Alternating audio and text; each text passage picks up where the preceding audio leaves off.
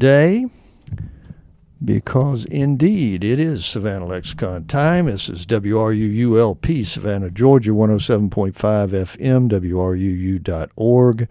We are Savannah Soundings Community Radio with Global Soul. And I do appreciate you tuning in today. It's going to be a good show. We've got we've got Cuffy with us today, and she is with the League of Women Voters of Coastal Georgia, which has recently been reformed and revitalized after decades of being sort of moribund, shall we say. And so that's interesting. I do have a little housekeeping to take care of before we go any further. And for one thing, I just want you to know, if you're a first-time listener, Savannah Lexicon is designed to inform the listeners about important social, political, and cultural issues that shape Savannah, and as well as about opportunities to experience things in and around this beautiful city that might bring an added measure of grace and joy to your life. I speak with all sorts of interesting people, representatives of the local government, of social service organizations, cultural organizations, artists, writers, you name it, all kinds of folks who pass this way on the radio dial. So also, I want to give, of course, my goodness, because this is one of the exciting parts of the show. Here is the general disclaimer: the viewpoints expressed in the following program are not necessarily those of WRUU, its license holder, or its staff. So, boy, I'm glad we got that in there. I know you are too. And now, good morning, Cuffy. Good morning, Wayne. Thanks for having me here today. I am very pleased to have you here today. And I have to ask right off the top, forgive me, but I know you've had this question. The name. Wayne. It's an unusual name. It's a nickname. It's a nickname. It's a nickname. Okay. What pray tell is your given name? I'm not at liberty to share that. You are not going to divulge it. It is daylight, and I've only got seltzer in my cup. Okay. All right. Well, then Cuffy it is. Cuffy it is. Strangely, it means in Gullah, born on a Friday. Is that right? Mm-hmm. But that has nothing to do with it. Born on Friday. And were you, in fact, born I was not. You were not born on a Friday, so, okay. No definite Gullah connection there, but interesting that means born on a Friday. Cuffy. Okay. All right. Well, let's see. We've got some things to talk about. Now, most folks know, I'll give a very brief history lesson here, if you don't mind, Cuffy. And the original League of Women Voters, founded in 1920, just before the ratification of the 19th Amendment to the Constitution that gave women the right to vote, of course. So clearly a good idea at that time to generate political activity by women and encourage voting when it was such a new thing. And it's kind of shameful that it was new as late as 1920. But nevertheless, we finally got around to rectifying that ridiculous situation of not having you vote. And so the organization is designed, primarily to encourage civic engagement. It was historically, I'm assuming it is now, although I'll let you speak to that. And this organization here, now, of course, it was a national organization and sprouted out all over the country with local and regional chapters, I suppose you'd say. The one here hasn't really been active for over, I think, 30 years, if I have that right. A little less than that. Little less It than kind of died a slow death in the late 90s, early 2000s when they finally just put Okay. it to bed. Okay, so a little less than I'm thinking. Still, it's been a while. So, the first thing is, why now? Well, that's a great question. In fact, the league in Georgia has seen tremendous growth. I think there's 5 or 6 new chapters that have developed since last November. I think last November's election, no matter what side you sit on, was a real watershed. I mean, people were not feeling involved. They weren't feeling like their voices were being heard. And this, as a historic organization, almost 100 years old now, is seen as the place to go for reasonable dialogue. They started out as a mighty political experiment to help almost 20 million voters at the time who have never voted in their lives learn how to do it. I mean, they didn't know how to register. They didn't know how to, what a ballot looked like. I mean, it was really, they certainly weren't allowed to go to the polls with their husbands at the time. So this was a way to educate them just on the basics of voting and learn who to vote for and help them come up with a public consensus and provide information. Okay. Well, Lord knows this last election was a wake-up call, I would say, to put it mildly in one sense. So the timing makes perfect sense, really. I mean, goodness, this was an election that was very important and, as you say, was very divisive. And one that needed more attention than it got from some folks, apparently. So, or at least in my view, and continues to be an interesting situation in the White House these days. That's for sure.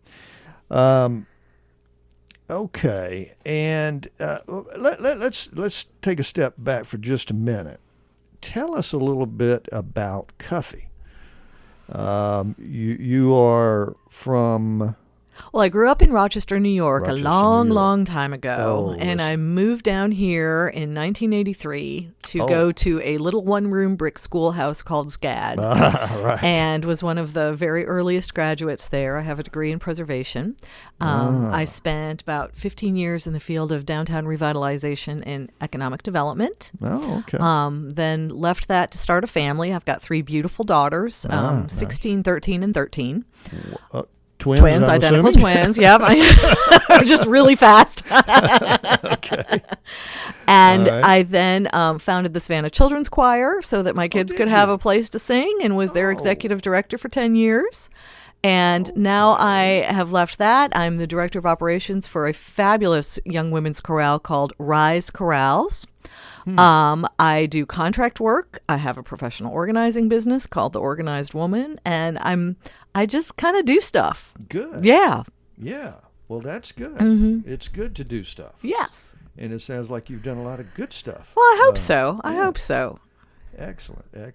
All right. And the children's choir. Yeah. I had... gosh, is it Moses, I want to say, currently associated with the children? Roger Moss was Roger also Moss. Where'd they get one of the folks. Moss. Okay, well, Moses. Okay, there you go. I'm bad with names, as you might know, as you might can tell, at least. Okay, so, yeah, Roger Moss, I had him in here not terribly long ago. Great. All right, good deal. Well, you have been involved in a number of things. That's good. That's so good. I mean... it's nice, there's a lot to do in the world.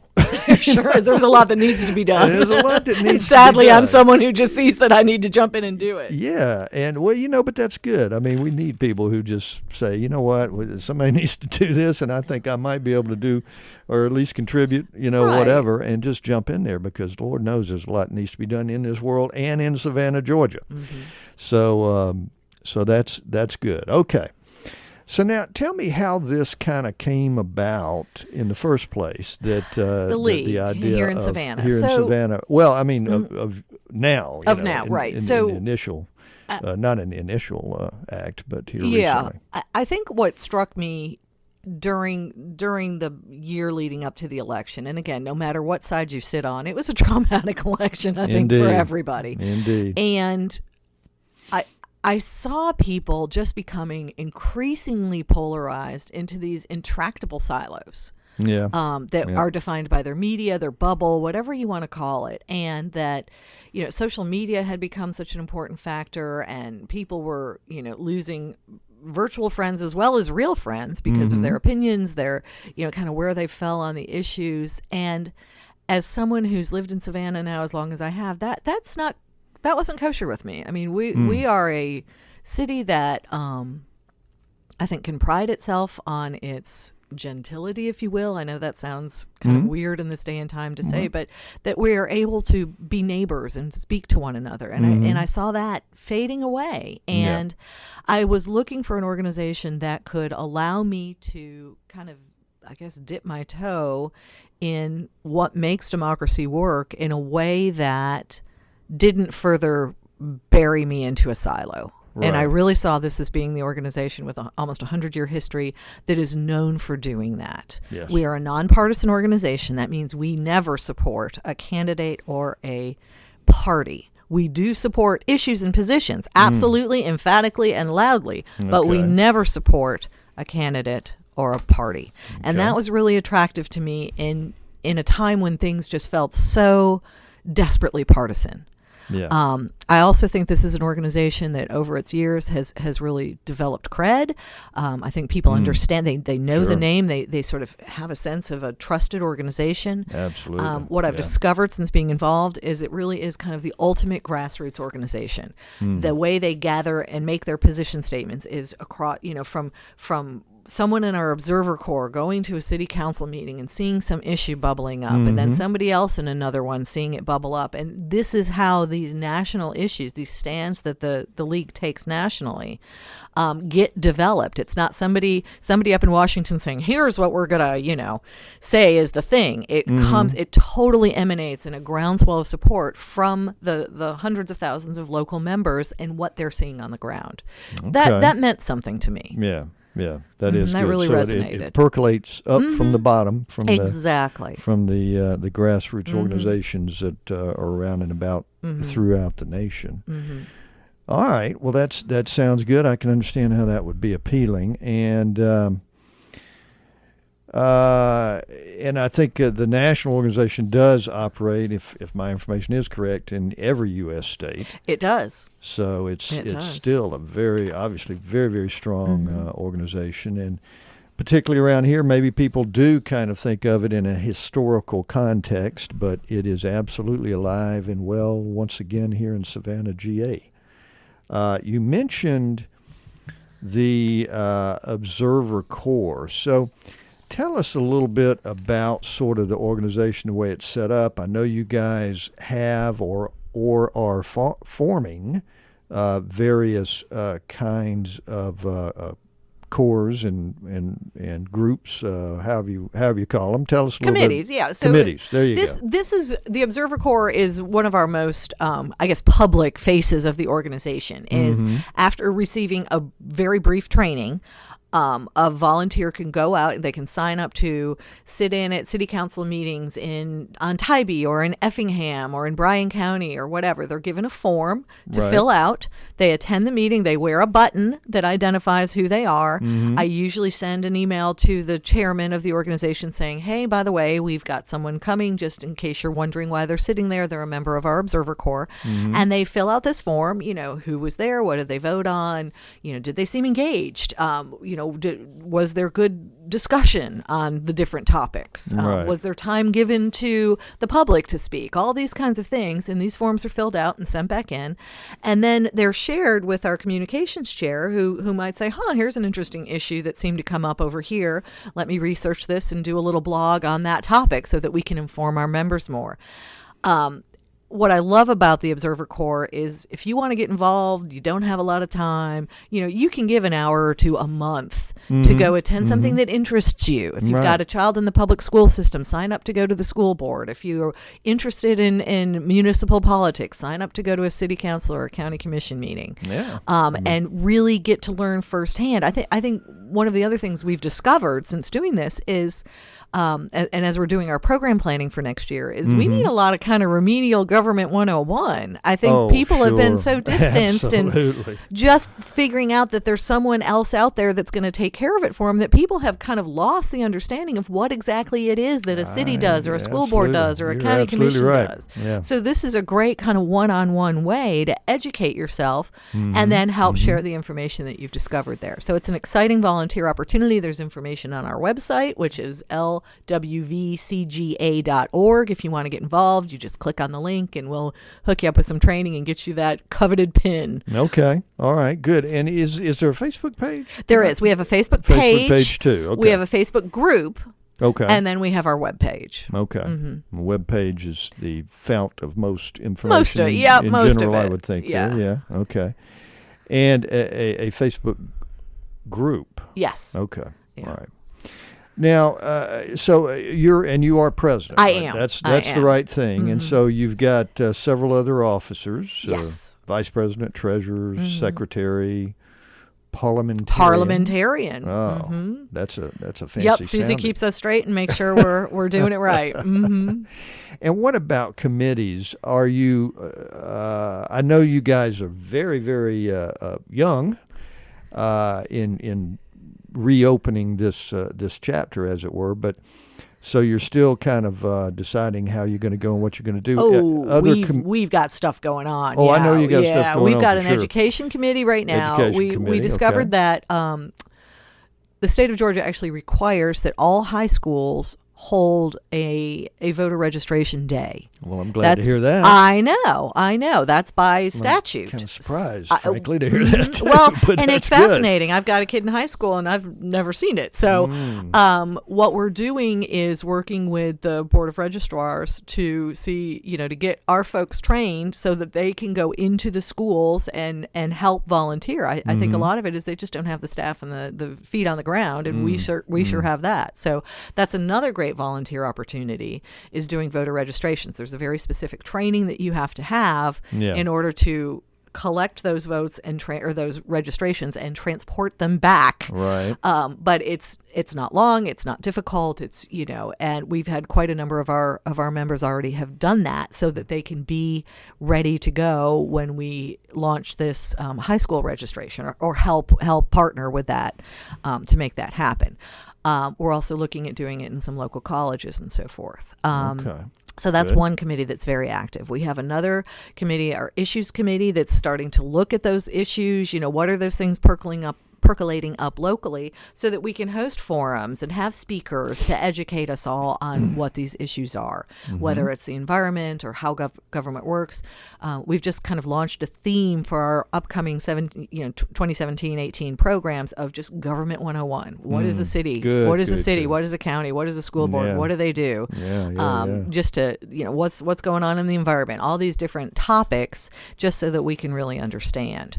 And then finally, we have an issues committee that is, I already talked about the issues committee. We have a voters guide. Voters guide. Yes, yeah. voters guide committee. That's something that I think the league has done historically, and I was going to ask you about that. So you guys are putting that together. Yes, they are known for it, and I'm thinking, I have not had confirmation of this, but one of the reasons I think the old league died is it was a little pre-internet, and that's a heck of a lot of work to put that I'm sure. kind of information together in a pre-internet sure. age. Yeah. There's now apps that can help you with that, and we're researching those right now to figure out, something where we could send a link to a potential candidate. They could fill in their information and their stand on issues and so forth, and then it all uploads into a way that we can publish either online or partnering with a local news organ.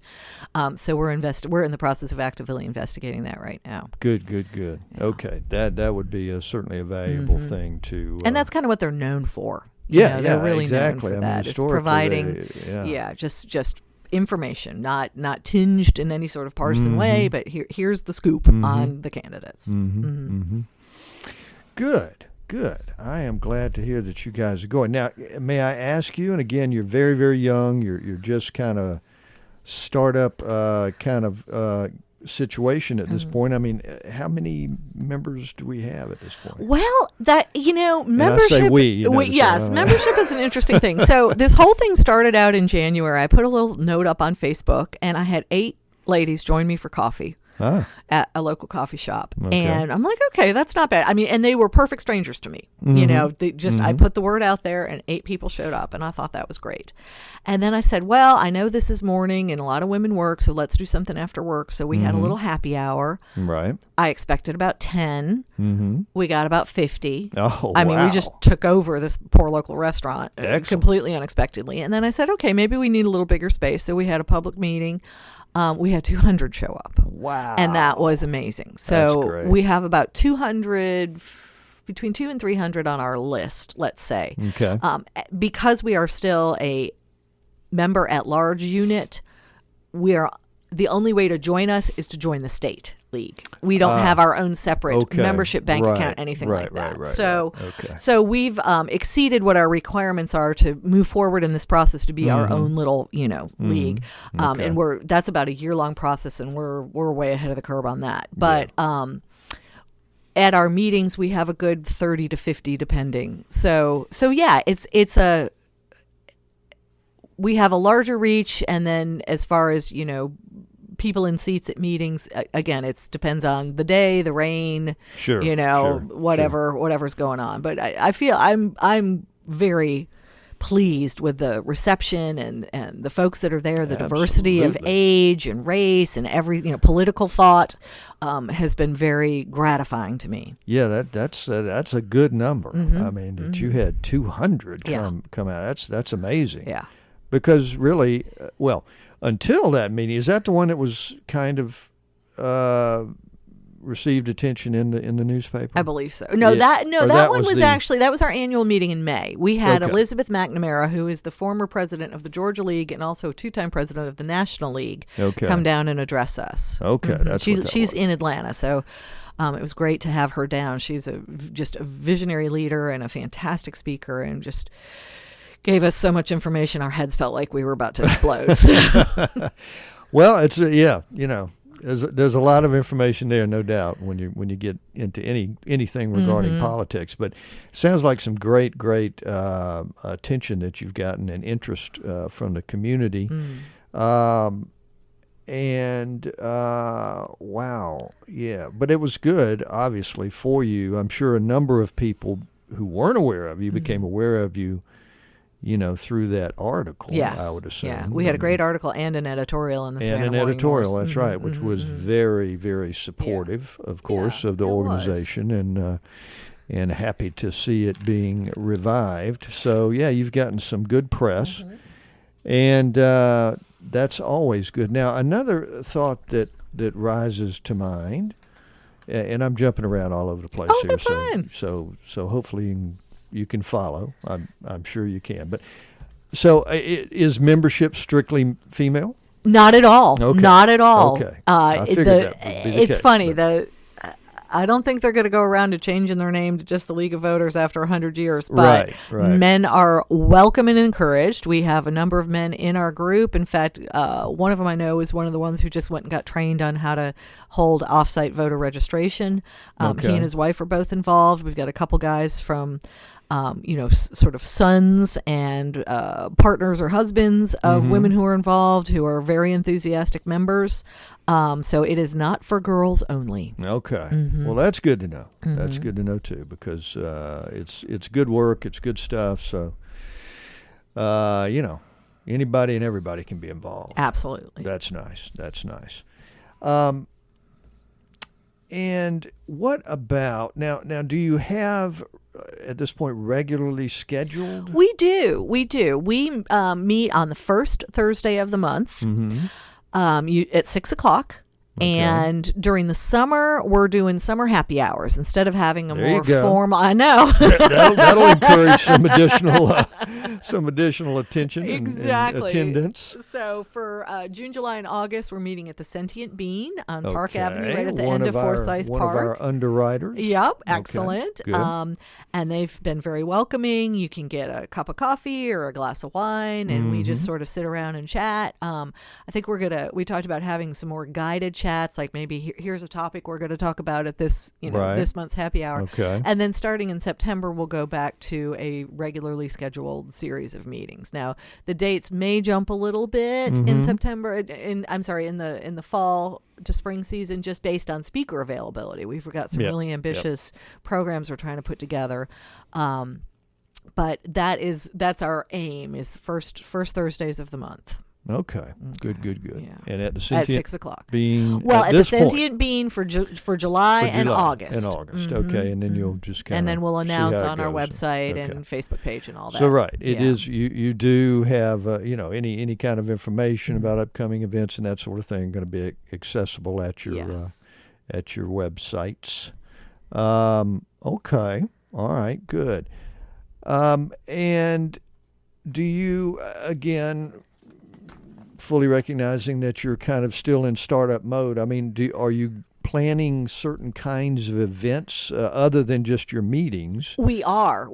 This fall, we're going to see municipal elections on Tybee and in Bryan County. And we're planning on, I know for sure for Tybee, we're partnering with a local organization there to host a candidates forum. And we're also looking to do that in Bryan County as well for Richmond Hill municipal elections. Okay. These are smaller elections, but our feeling is we wanted to get our feet wet, and go through them, even on the smaller scale, so that when it comes to the midterms and the presidential election coming, in 4 years, that we will have our kit built, kind of what I call the binder. Here's the 3-ring binder with all the information we need on how to do this, that we'll have it built on how to partner, how to find a venue, how to publicize it, how to, let people know that we're doing it, how to have a moderator, what the moderator needs to do and what they need to watch out for and so forth. So we're hoping to have that all prepared so that we can do a great job with the municipal elections this fall. Okay, it's a process because it's a complicated thing when you get into all of this sort of stuff, no doubt.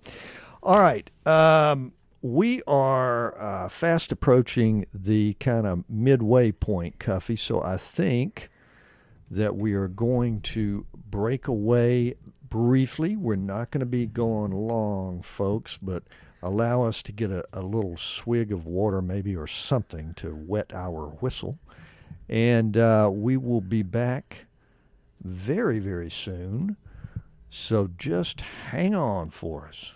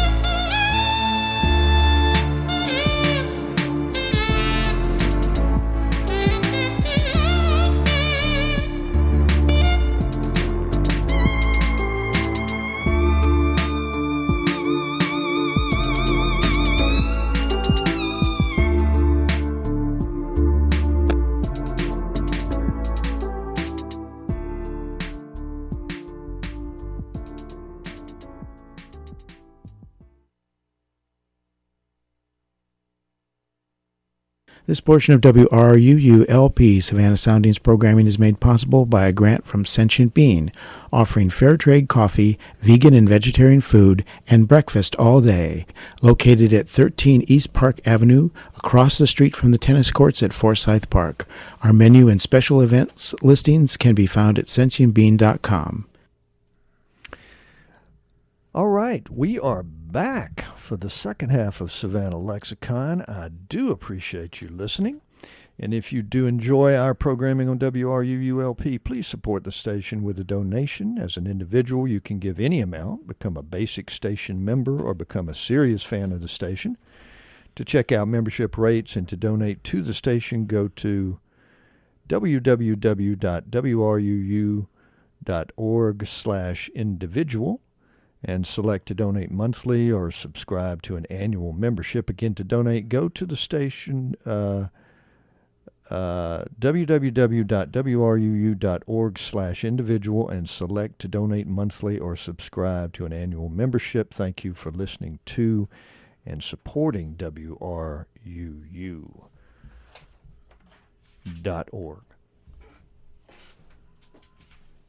And for supporting and listening to Savannah Lexicon here on WRUU-LP.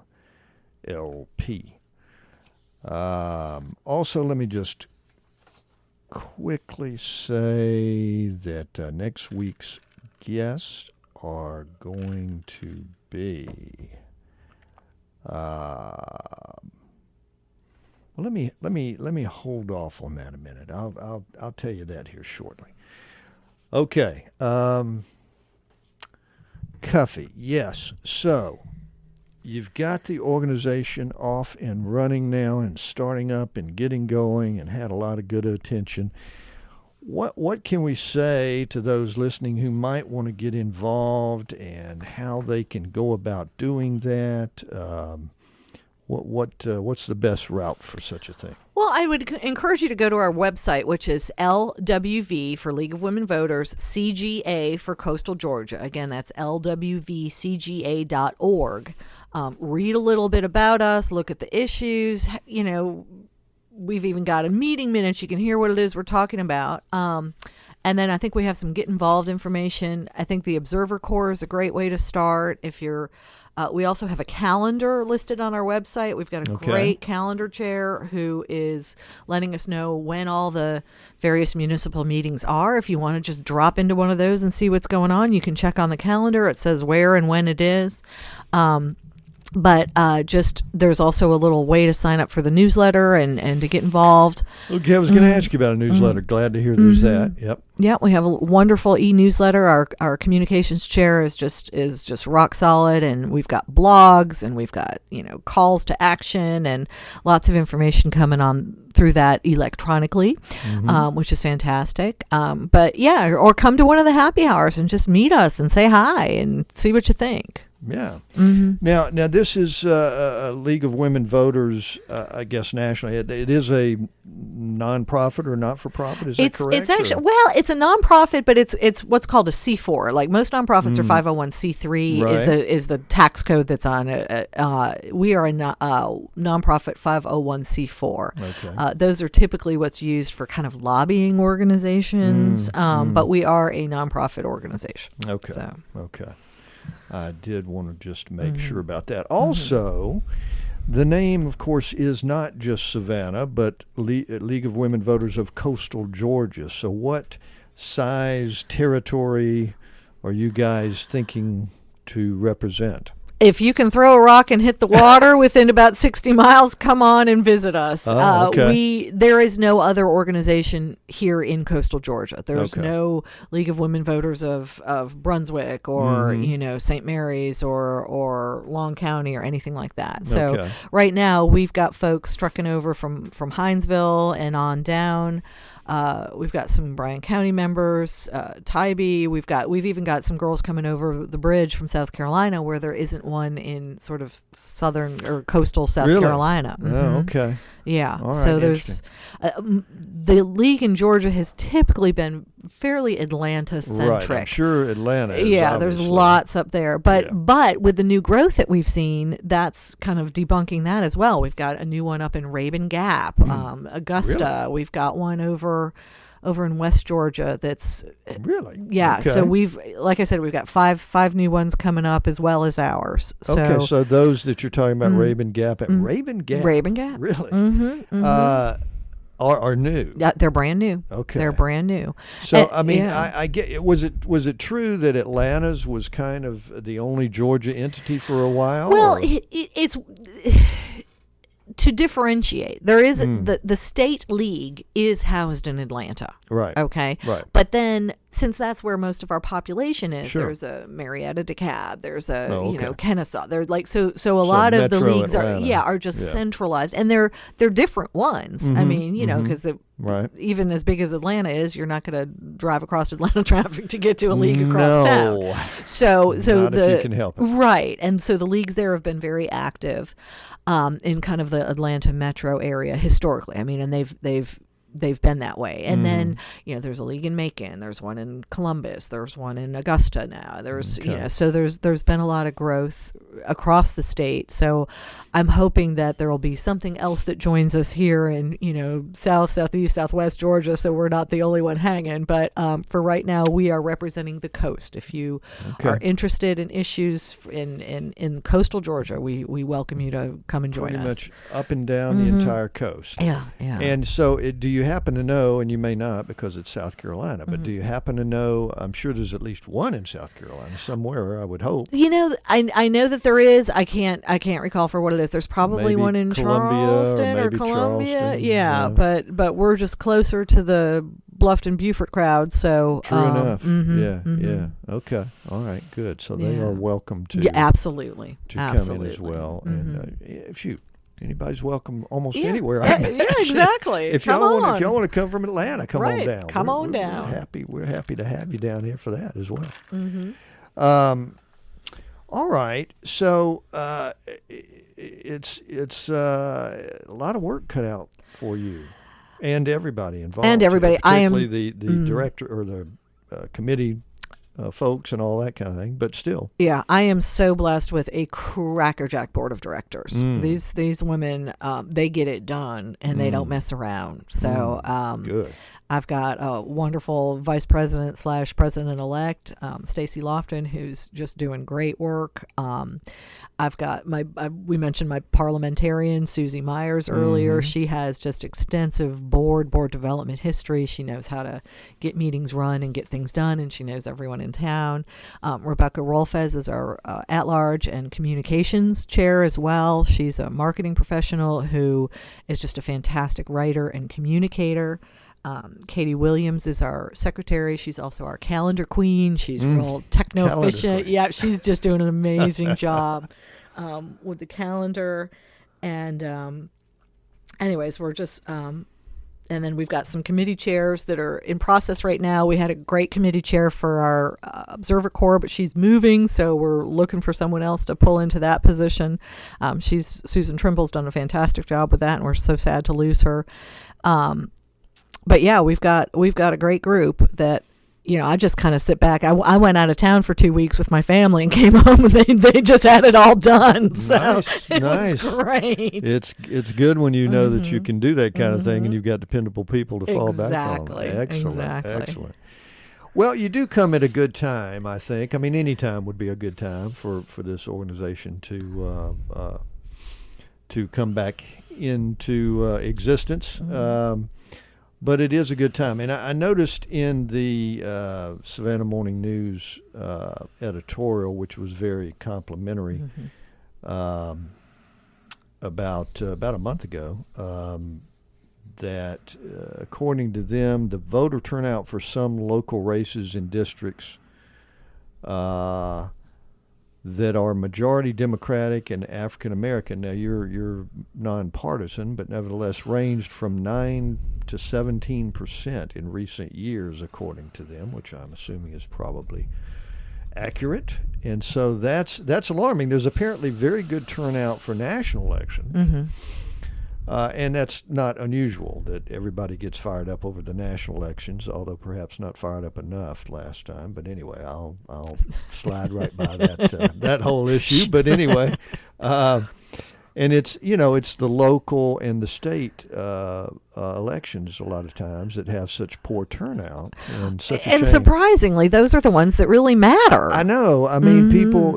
It's just People don't sort of make that connection. They think it's like they think that's like the minor leagues or something. Right. I guess right. It's like, oh well, a national election, that's the one that really matters, and that's and that. But hey, if we're talking about what people are doing in your state and in your community and making decisions that directly affect you in the community, it's local and state level. It is, and I think that's something we're hoping to have an impact on. So there's a couple. Let me break down what you just said. There's a couple things with that.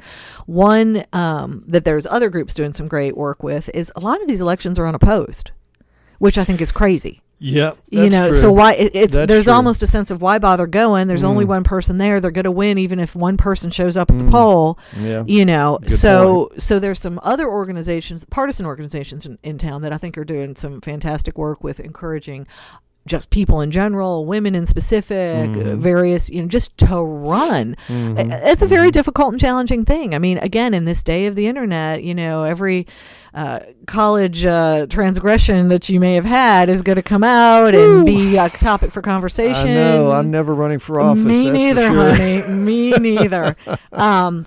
But so you're really putting your life and your family and on the line if you're going to run, and sometimes there truly are people, and I believe anyone that does run for office really has a true belief in public service, or they wouldn't be doing it. Absolutely. But boy, you're just putting a target on your back. So that's one thing, and we're looking at partnering with different organizations to just to put the word out there on if you're interested in running, how you run. Anyways, that's not us. What we are about is.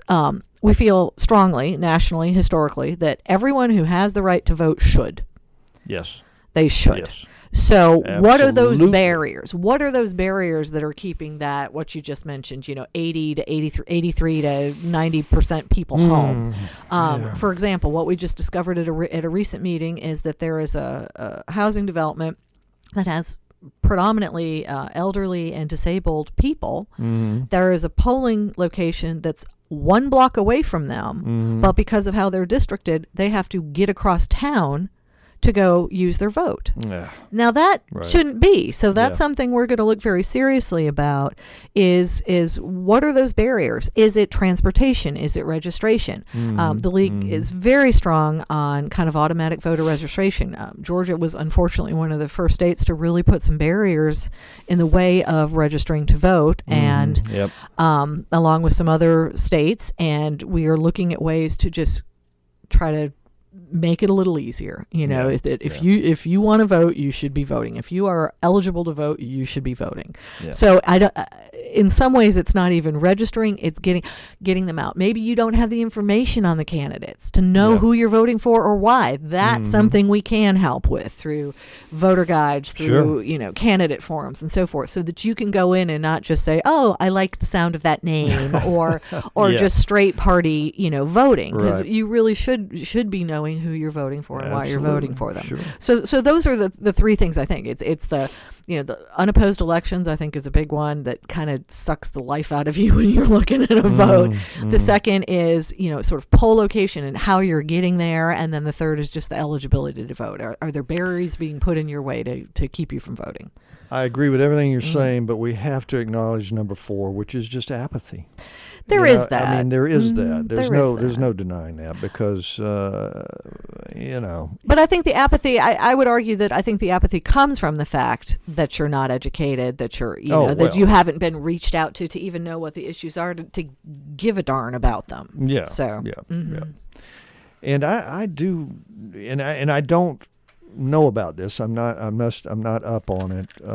But I really need to look, and I keep thinking I want to look and see just exactly what is being taught in school in terms of civic engagement, civic studies, that sort of thing. And I know that there is some education in that, supposedly, at least on paper there is, and I'm assuming that they're following those guidelines. But boy, we need to drill this in and help people understand the importance of all this from a very young age. And so I hope that teachers and schools out there around this area are certainly, trying to do that. I would argue they are. So I have 3 kids in the public school system. Yeah. They have a good, sort of social studies curriculum. I've got a kid that's been in AP history, government, and so forth. And in fact, when Elizabeth McNamara was here, we actually went and talked to her class at Savannah Arts Academy, which was great. Good. And I was amazed with how those kids understood government, the history of suffrage. I mean, they astonished me with their knowledge. So I feel it's out there. Civics is something that you and I probably had in school when we were young. That's not really taught anymore. Yes, they've kind of broken that up. But I would even say my rising 8th graders, they understand the branches of government. They kind of understand the roles. I mean, kind of the basic things that you would want. I would agree, however, with what you're saying is that there's not a real call to action to them, is here's your history, here's how it works. Right. Now what? Now how do you be part of that great story of history? And how do they teach it? And I don't mean to be putting teachers down. Teachers are some of my heroes. My goodness, I just bless all y'all's hearts for teaching, period. It's such an important job and not adequately paid and very difficult and demanding. But at any rate, hopefully the teachers, because if it's just given to a student as just something else they've got to memorize to get through a test, and they don't really make the sort of psychic and emotional connection and the importance of it, then it's really not doing that much for actually encouraging civic engagement. But at any rate, I'm quite sure that there are lots of good teachers out there who are teaching it in with a sense of importance and emotional involvement.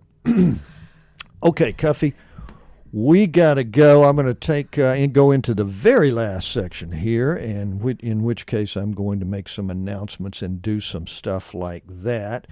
But I appreciate you so much for coming in. Thank you. Thank you, Wayne. And I just want to leave you with these words. If you can't vote, you don't count. If you don't vote, you can't be counted. So there you go. We've worked hard to get this vote, so it's a precious thing. Please use it. Absolutely. And I'm so glad that you engineered, as it were, and kind of energized this organization again. It's much needed. It's very good timing. And happy to hear that it's getting such good attention and involvement. That's great. And we will hopefully, if I haven't scared you off here this morning, we'll hopefully have you back on at some point as we move forward. But good luck with all that, listeners. Hang on. I'll be right back. So hang on for me.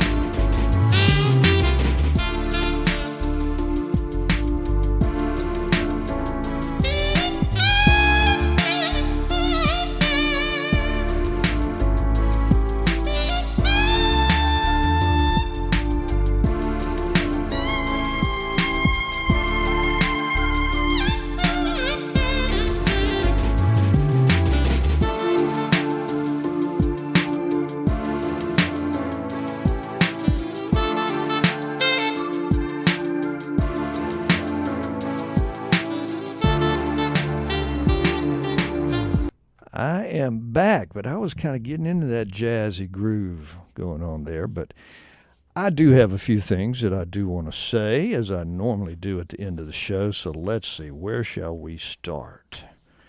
Let me go ahead and say that following me at 9 o'clock is Ian Masters with Background Briefing. Ian is an Australian who is also a BBC-trained investigative journalist, and that is a syndicated show that will be following and always follows Savannah Lexicon. And then after that, we have the inestimable Amy Goodman, who is coming up with Democracy Now! At 10 o'clock following Background Briefing. So that's what's coming. You got more good stuff coming from WRUU. So let me make a few announcements. I gave you a tease earlier about upcoming guests. I want you to know that next Tuesday we're going to have, and we really are going to have, First City Network, Michael Plosky, and one or two folks from Savannah Pride will be next Tuesday. June is LGBT month, so we wanted to bring the guys in and just talk about what's going on and what issues are of importance and interest to them. And, of course, we have the new LGBT community center that has been established and is a work in progress, and we'll get kind of an update on that. Also then, let's see, what else have we got? Next Thursday, we've got the East Side Concerned Citizens, which is a neighborhood organization, and representing the East Side, Benjamin Van Clark, and Live Oak neighborhoods. And that we want to talk with them and see what their interests are, their concerns are these days. Followed then the following Tuesday, June 27th, Clinton Edminster from Starland and Jason Combs, Thomas Square Historic District. We want to talk with those guys about what is on their minds these days, what is their primary issues and concerns. And I'm trying to get a number of representatives, a number of neighborhood organizations coming in and just tell us about their neighborhoods and some of the things that are concerning to them. That's part of what this show is about, is getting the voices of local citizens out there. And that's a big part of what WRUU is all about, is a very community-minded radio station.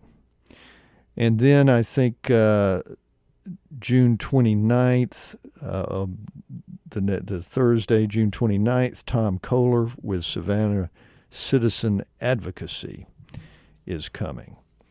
So some good shows coming up, and then some good ones following that. So do tune in. We've got some good shows coming up. I want to let you know a couple of things going on today and in the days ahead. Number one is tonight here at Unitarian Universalist Church is a concert, and it's being done by sound healer Matthew Jaidev Duplessis, and I hope that I got the name reasonably right. He uses live looping technology and creates a sort of an atmospheric sound experience. That's tonight, 7 to 8:30 at the Unitarian Universalist Church, 3111 East Harris. We've got tomorrow Fathers Mentoring Sons event. It's a black tie affair. It's at the International Longshoremen Association Banquet Hall on Lathrop Avenue. That is a kind of a fundraising event, so that is not free, but it is a worthwhile event for sure. We've got Savannah Jazz Fest fundraiser. You can go to eventbrite.com to see about tickets on that if you are interested in doing so. It's going to be a rooftop garden party, 7 p.m. tomorrow evening. Also, applications are due coming up here for deadline is tomorrow for home repair program that is being offered by Savannah's housing department. And it's the 2017 Volunteer Home Repair Program that puts you in access to grants and loans and whatnot. Applications are accepted only until tomorrow. You can contact 912-651-6926 if you want to check into that. Also, a very good event, too, on, let's see, this is on Saturday, I believe, Saturday the 17th. The Center for a Sustainable Coast is having its 20th anniversary conference, 5 p.m. at the DeSoto Hilton. And that is a paid event, but the price does include a buffet dinner. They ask for RSVPs at 912-506-5088, or you can email susdev@gate.net. So that is a very worthwhile organization as well, certainly, the Center for a Sustainable Coast, and I'm going to get a representative of that organization on as quick as I can. I think it's going to be in July at this point, but I do want to get them going and get them on the air. But that event is Saturday night. Also, I was talking about bringing a representative of First City and Savannah Pride. So I want you to know that tonight, 9 p.m. to midnight, at Club 1, there is a special fundraiser to benefit the Savannah LGBTQIA Center. I say LGBT Center, and that's what I've seen elsewhere, but I think that those in the community are saying LGBTQIA. I'm not even going to try to figure out what necessarily all of that is, but nevertheless, a fundraiser for the center, and open to ages 18 and older at Club 1, of course, on number 1 Jefferson Street. Tickets are available at club1-online.com, and also can be arranged by email to Trey, Trey, at club1-online.com. So a big fundraiser and no doubt party coming on. So it's time for me to go. Tune in next time. This is WRUULP, Savannah, Georgia, 107.5 FM, WRUU.org. We are Savannah Soundings, community radio with global soul. And we are going to go to background briefing.